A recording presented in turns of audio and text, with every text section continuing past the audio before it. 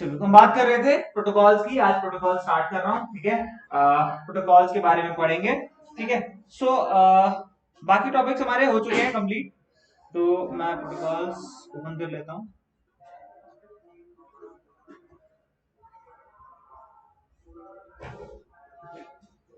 देखो प्रोटोकॉल, अगर मैं प्रोटोकॉल्स की बात करूं तो हमारी जो फर्स्ट प्रोटोकॉल आती है दैट इज डीएनएस। नाम सुना है? डीएनएस नाम सुना है? Domain name system. देखो ये करती क्या है डोमेन नेम सिस्टम, जो हमारी प्रोटोकॉल है, क्या क्या काम करती है, कैसे काम करती है और हम उसको क्यों यूज करते हैं। देखो अगर स्टार्टिंग की बात करें तो इंटरनेट तो आया था, लेकिन इतना कॉम्प्लेक्स स्ट्रक्चर नहीं था इंटरनेट का। बहुत सिंपल सा, बहुत साधारण सा स्ट्रक्चर था। बहुत ही लाइक चीजें डिफिकल्ट थी, स्ट्रक्चर आसान था। जैसे जैसे स्ट्रक्चर कॉम्प्लेक्स हुआ चीजें आसान हो गई, राइट। क्यों ऐसा क्यों कह रहा हूं, समझाता हूं। मोबाइल फोन सारे लोग यूज करते होंगे, राइट। आपके फोन में 200-300 नंबर मिनिमम होंगे ही, राइट। जितने लोग भी हैं यहाँ पे सबके पास एटलीस्ट 200-300 नंबर्स मोबाइल फोन में स्टोर्ड होंगे, राइट। तो अगर मैं बात करूं, आपको सारे नंबर्स याद हैं? क्या याद है सारे नंबर्स? नहीं। फिर कैसे कॉल कर पाते हो जिसको चाहते हो? नाम से ना।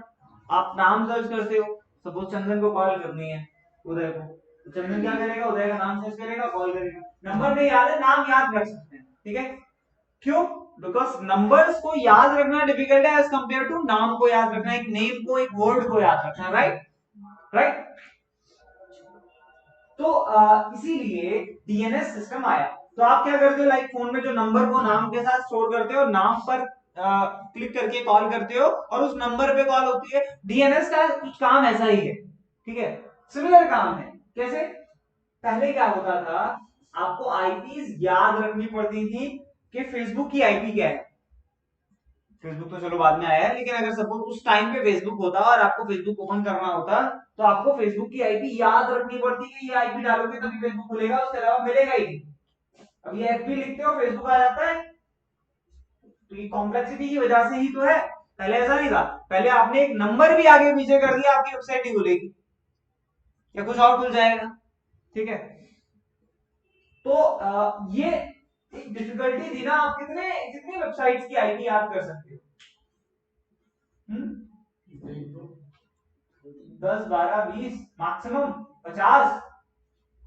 लेकिन अगर मैं बात करूं, 50 से ज्यादा वेबसाइट्स आप डेली बेसिस पे विजिट करते हो, सर्चिंग करते हो गूगल पे, 50 से ज्यादा वेबसाइट्स पर डे विजिट कर लेते होगे आराम से। डेली बेसिस की बात कर रहा हूं। और 10-12 वेबसाइट डेली नई वेबसाइट ओपन करते हो। मुझे तो कोई टॉपिक ढूंढना होता है, जाता हूं तो मिलती है वेबसाइट्स, राइट। तो इस चीज को कैसे रिजॉल्व किया जाए कि आप हर वेबसाइट की आईपी याद रख पाओ? Is not possible. और आईपी से डायरेक्टली वेबसाइट खुलती है। जैसे भी आपने लिखा एफबी, आपको रिजल्ट्स आ गए, फेसबुक से रिलेटेड सारे रिजल्ट्स आ गए। ऐसा नहीं होता था पहले। आपने आईपी डाली, डायरेक्टली फेसबुक की वेबसाइट खुली, वरना कुछ नहीं, रिजल्ट या फिर कुछ नहीं, ठीक है। एग्जैक्ट वेबसाइट या फिर कुछ नहीं, ठीक है। तो ये दो चीजें थी जो आपके इंटरनेट पे होती थी पहले, जब आपके पास लाइक डीएनएस सिस्टम नहीं था। फिर पूरा सिस्टम डेवलप किया गया, डोमेन नेम सिस्टम या डोमेन नेम सर्वर भी कुछ लोग बोल लेते हैं, ठीक है। ये करता क्या था, देखो, ये आईपी और डोमेन नेम्स की इंडेक्सिंग के लिए यूज किया जाता है। आईपी और डोमेन की इंडेक्सिंग के लिए यूज किया जाता था। जैसे गोडैडी नाम सुना है? गोडैडी नाम सुना है? GoDaddy is a domain based service, domain service है। सिमिलरली आपका बिग रॉक है, होस्टिंगर है, 000 है, राइट। ये सारे कुछ प्लेटफॉर्म्स हैं जो आपको फ्री सर्विसेज देते हैं, फ्री या पेड सर्विसेज देते हैं।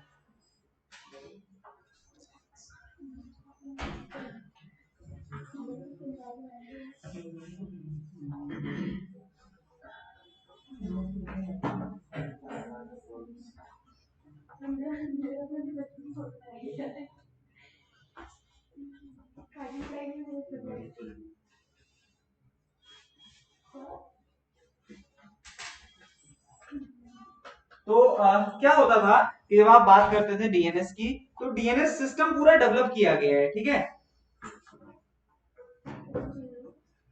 तो डीएनएस सिस्टम करता क्या है, एक पूरी टेबल मेंटेन करता है आईपी और डोमेन की। अब डोमेन क्या होता है, डोमेन देखो जैसे facebook.com, instagram.com, these are domains, यही तो डोमेन है।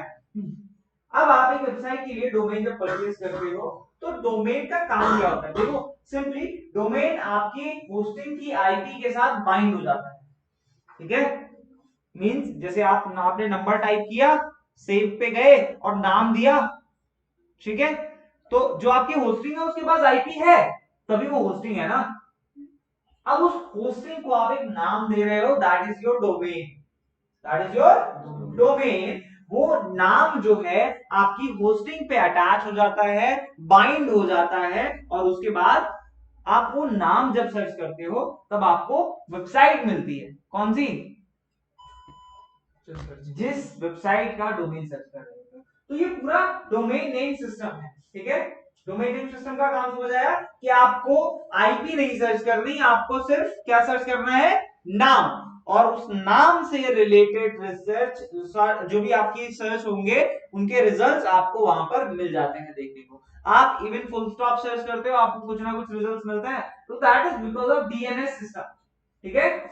तो डीएनएस समझ आया, डीएनएस समझ आया, डोमेन नेम सिस्टम, ठीक है, डोमेन नेम सिस्टम। तो अभी मैं आपको कुछ यहां से बता देता हूं। DNS, domain name system, it is a service which provides communication between name and server ID. It is a communication, domain name system is a service which provide communication between server name and server ID. Server name क्या हो गया, वो domain, और server ID वो IP जो उस hosting के साथ अटैच है, ठीक है। समझ आया, sir between server ID and server name facebook.com, उस सर्वर की आईडी जो अटैच्ड है, लाइक फेसबुक की जो भी आईपी है वो उसकी आईपी हो गई, ठीक है। तो this the provide communication between server name and server IP, just like your mobile phone book directory, ठीक है। फोन में कॉन्ट्रैक्ट डायरेक्टरी होती है, वहां पे यही तो होता है कि नंबर्स के साथ आप नाम असाइन करके उनको यूज करते हो, ठीक है। नंबर सर्च करते हो, नाम सर्च करते हो ना।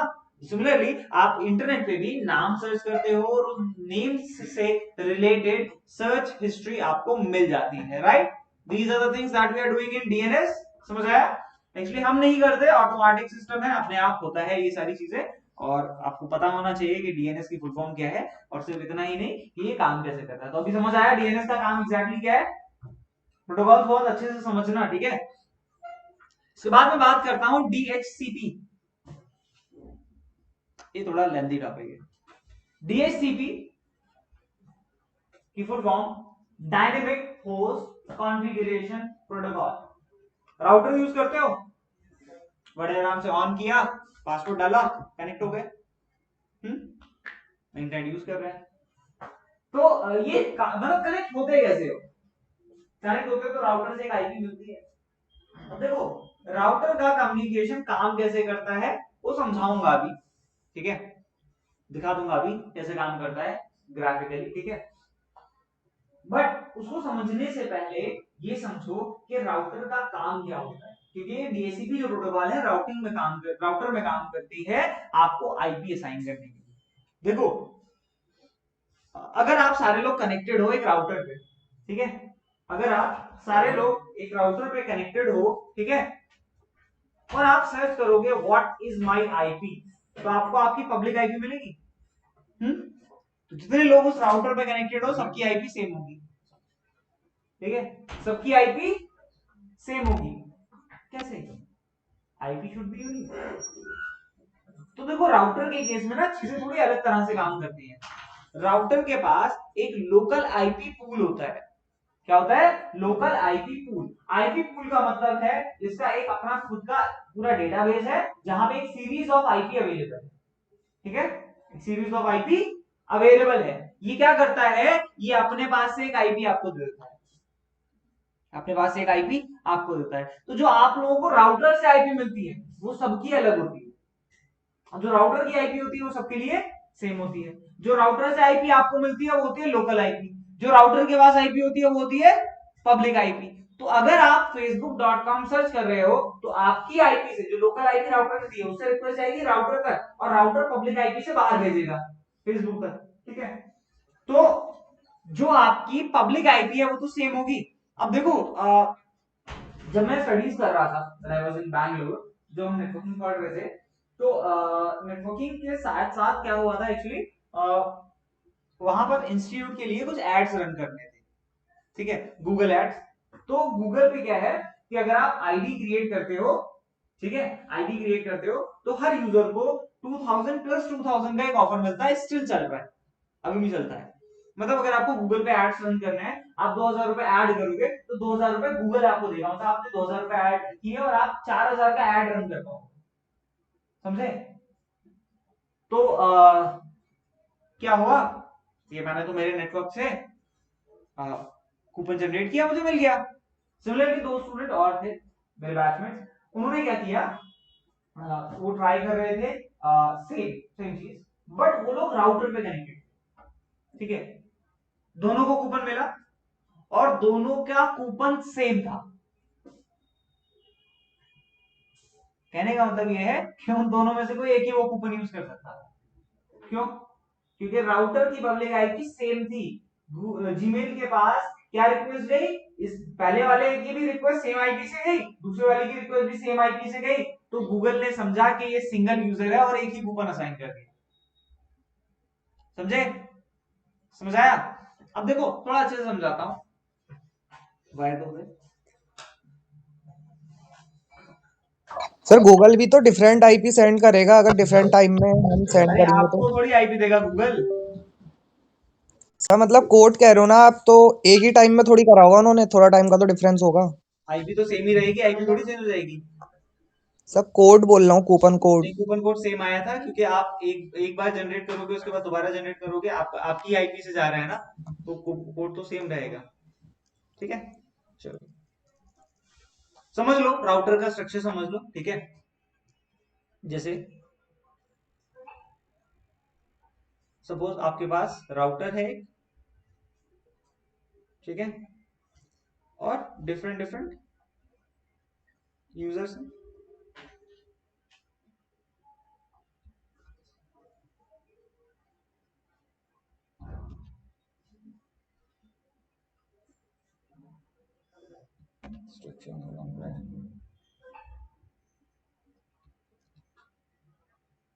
ठीक है, ये यूजर्स हैं, ठीक है, ये क्या है, जो सारे यूजर्स, अब देखो ये राउटर ऑन है, टर्न ऑन है, ठीक है। तो राउटर बेसिकली यूज क्यों करते हैं, देखो राउटर का काम आपको इंटरनेट पहुंचाना नहीं होता है, राउटर का काम होता है एक लोकल नेटवर्क प्रोवाइड करना, ठीक है। अब अगर उस लोकल नेटवर्क को इंटरनेट से जोड़ दिया जाए तो आपको इंटरनेट प्रोवाइड कर देगा, और एक केबल लगाते हो इंटरनेट केबल राउटर में, आईएसपी जो आपको देता है, तो वो केबल क्या है, बेसिकली उस केबल पे ही तो एक आईपी आती है, एक पब्लिक आईपी आपके राउटर को दी जाती है। किसको दी जाती है? तो जो केबल आप आईएसपी से लेकर आते हो और राउटर में लगा देते हो, ये एक पब्लिक आईपी देता है राउटर। तो ये आपकी आईपी नहीं है, ये किसकी आईपी है, किसकी आईपी है, राउटर की। अब राउटर के पास अपना एक पर्सनल आईपी पूल होता है, ठीक है, एक पर्सनल आईपी पूल होता है, मतलब एक डेटाबेस होता है जहां पे इसके पास लोकल आईपी अवेलेबल होती है, ठीक है, बहुत सारी होती है, लाखों में, ठीक है। अब ये यूजर कनेक्ट हुआ। अब देखो कनेक्शन दो तरह के होते हैं, आप जो कनेक्ट होते हो अभी तक जो हुए हो कनेक्ट आप किसी भी नेटवर्क पे, वो था डायनेमिक, मतलब ऑटोमेटिक कनेक्शन था। दूसरा होता है मैनुअल। मैनुअल में क्या करना पड़ता है, सपोज मुझे उधर को कनेक्ट करना है राउटर पे, मैं उधर से मैक एड्रेस लूंगा इसकी डिवाइस का, और इसकी डिवाइस के मैक एड्रेस को कॉन्फ़िगर करूंगा राउटर के अंदर, और एक आईपी असाइन करूंगा मैं खुद मेरे मन से, ठीक है। अब इसकी आईपी वो फिक्स रहेगी, चेंज नहीं होगी, ये जब भी कनेक्ट होगा वो आईपी इसको ही मिलेगी, किसी और को नहीं मिलेगी। तो ये है स्टैटिक कनेक्शन, ठीक है, स्टैटिक कनेक्शन जो मैनुअली किया जाता है। दूसरा है डायनेमिक। डायनेमिक कनेक्शंस में डीएससीपी का यूज होता है, जो मैं आपको बता रहा था। डीएससीपी का यूज कहां होता है? डायनेमिक कनेक्शंस में। अभी डायनेमिक कनेक्शंस होते कैसे हैं? ऑटोमेटिक। आप कैसे कनेक्ट करो? पासवर्ड डाला, अपने आप कनेक्ट हो गए, आईपी अपने आप मिल गई। तो डीएससीपी का काम क्या होता है कि अवेलेबल लिस्ट में से चेक करे। सपोज इसके पास जो लिस्ट है उसमें कुछ आईपी हैं, जैसे 1 2, ये आईपी नहीं है, जस्ट नंबर्स लिख रहा हूं फॉर एन एग्जांपल, कोई भी आईपी समझ लो उनको। 3 4 5 6 7 8 9 10, बहुत ज्यादा होती है, समझाने के लिए लिमिटेड ले रहा हूं, ठीक है। अब ये वाली जो डिवाइस है, ये है ए डिवाइस, ये है बी, ये है सी, ये है डी, ये है ई, ठीक है। ठीक है। अब जैसे ही ए डिवाइस ने रिक्वेस्ट करी पासवर्ड एंटर करके कनेक्ट करने की, ठीक है, यहां पर 3 वे हैंडशेकिंग होगी, एक्नॉलेजमेंट फ्लैग्स एक्सचेंज होंगे, पासवर्ड मैचिंग होगी, और अगर सारी चीजें हो जाती हैं तब क्या होगा? कनेक्शन बनाया जाएगा। ये क्या करेगा? इस राउटर की आईपी पूल में से कोई भी एक आईपी उठा लेगा। देखो, पहली वाली आईपी राउटर के लिए रिजर्व होती है डिफॉल्ट गेटवे आईपी, ठीक है। ठीक है, 0 हो गई नेटवर्क आईपी, और 255 ब्रॉडकास्ट आईपी। तो ये वाली भी, मतलब समझ लो ये लास्ट आईपी है, तो ये this will be the broadcast IP, right.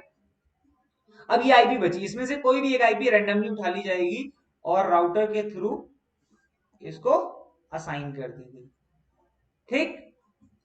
अब इसके बाद ये डी वाली डिवाइस ने रिक्वेस्ट करी ज्वाइन होने के लिए, सेम प्रोसेस दोबारा हुआ, और एक आईपी रैंडमली उठा ली गई और इसको दे दी गई।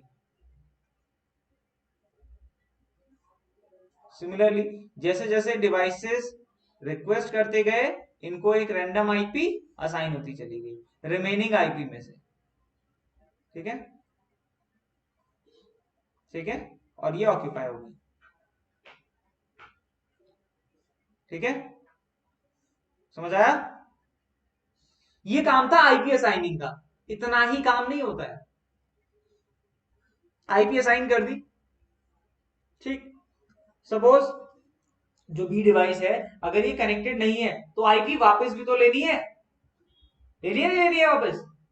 तो ये काम भी डीएससीपी का ही होता है। कैसे? देखो, आईपी असाइन होती है लीज ड्यूरेशन पे। कैसे होती है? Lease duration. अच्छा, आईपी कैसे असाइन होती है समझ आया? थोड़ा कम्युनिकेशन बता देता हूं, फिर लीज ड्यूरेशन बताऊंगा। सपोज ये जो फोर्थ वाली डिवाइस है ना, इसके पास आईपी क्या है? बी डिवाइस के पास आईपी सर 4 है। स्क्रीन शेयर कर दो।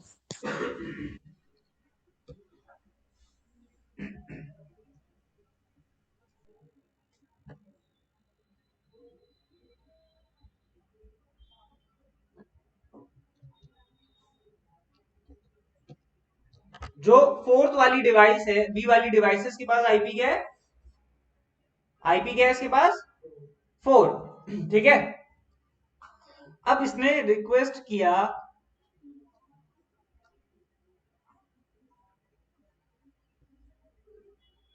instagram.com, ठीक। तो ये क्या करेगा? ये कहां भेजेगा? ये IP4 से रिक्वेस्ट भेजेगा राउटर पे, और राउटर के बाद जो पब्लिक आईपी है ये उससे इंटरनेट पे भेजेगा, ठीक है। अब रिप्लाई कहां आएगा? राउटर पे, और राउटर किस पे भेजेगा ये रिप्लाई? इस तरह से कम्युनिकेशन होता है। तो यहां से जो बाहर गया है ट्रैफिक, वो किससे गया है? Public IP. कहां से गया है? Public IP. सिमिलरली जो डिवाइस डी है, इसने सर्च किया इंस्टाग्राम,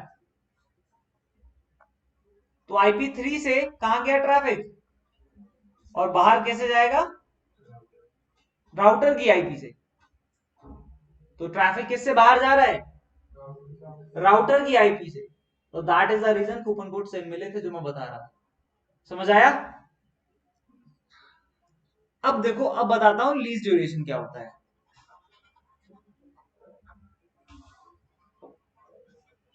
देखो, जब हम बात करते हैं आईपी की, तो आईपी आपको असाइन क्या परमानेंटली हो जाती है? नहीं। वो स्टैटिक के केस में होती है।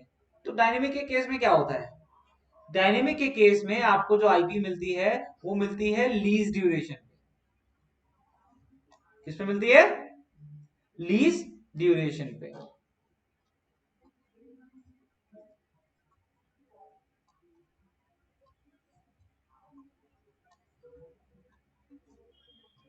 अब ये लीज ड्यूरेशन का मतलब क्या होता है, देखो ध्यान से सुनना।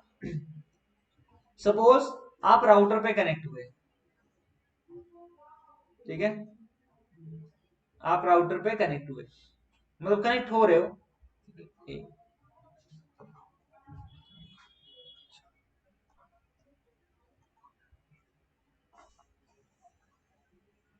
ठीक है, राउटर पे आप कनेक्ट होने के लिए रिक्वेस्ट करी, आपको एक आईपी असाइन होगी प्रीवियस जो प्रोसेस बताया उसके बिहाफ पे, राइट। अभी जो आईपी आपको मिलेगी ये मिलती है लीज ड्यूरेशन पे, ठीक है। लीज ड्यूरेशन क्या होता है, देखो टाइमली मिलती है, ऐसा नहीं है आईपी दे दी रख के बैठ जाओ, ठीक, आपको वापस भी करनी होती है, आप नहीं करते, ऑटोमेटिक प्रोसेस होता है। देखो सपोज हमारी जो डिवाइस ए है इसने एक आईपी रिक्वेस्ट करी, ठीक, इसको आईपी मिली 192.168.1.17, ठीक, ये आईपी मिल गई किसको, ए को। इस आईपी को हम नाम दे देते हैं 17, ठीक है। 17th आईपी मिली किसको, ए को।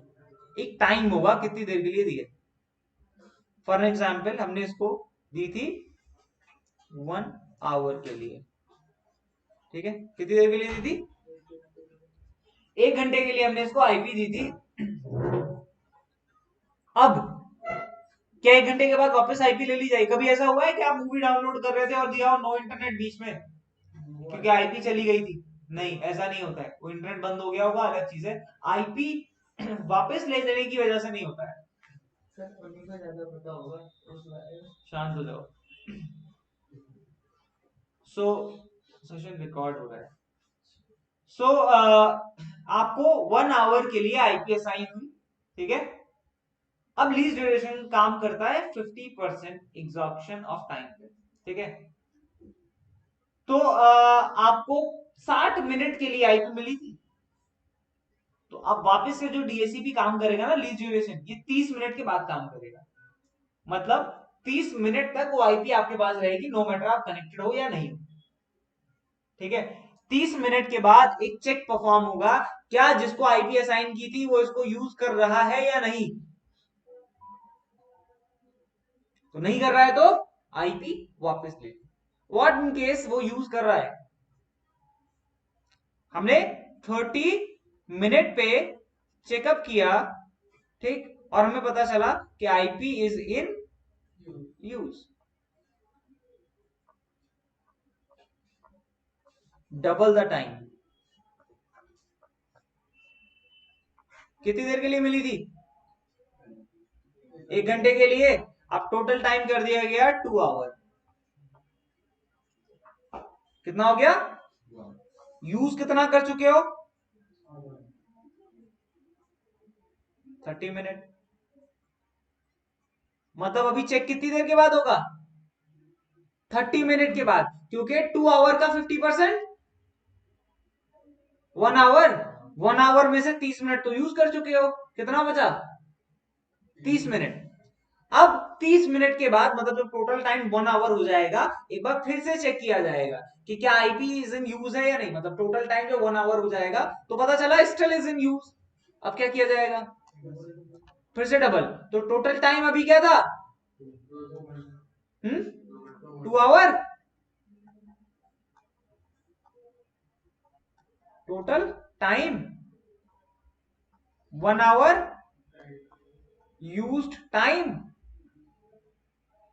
फिर से चेक किया गया, तो टोटल टाइम कितना हो गया, 4 आवर, 4 आवर का 50%, 2 आवर, 2 घंटे में चेक होना था, 1 घंटा तो हो चुका है, तो 1 घंटे के बाद चेक होगा। इसके बाद ये 4 से हो जाएगा 8, और 8 का 50% 4 होता है, जिसमें से 2 घंटे यूज कर चुके हो, मतलब आपका जो भी टाइम टोटल है उसके 50% टाइम पे आपकी आईपी का टाइम डबल कर दिया जाता है, यही है लीस्ट ड्यूरेशन। क्या है ये? 50% यूजेस के बाद आपका जो टाइम है वो डबल हो जाता है। तो अगर एक घंटा था आपका टाइम, तो 30 मिनट के बाद चेक होगा और 30 मिनट के बाद उसको कर दिया जाएगा 2 घंटे। अब टोटल टाइम 2 घंटा है, 2 घंटे का 50%, 1 घंटा, आधा घंटा, मतलब 1 घंटा 60 मिनट, 1 आवर।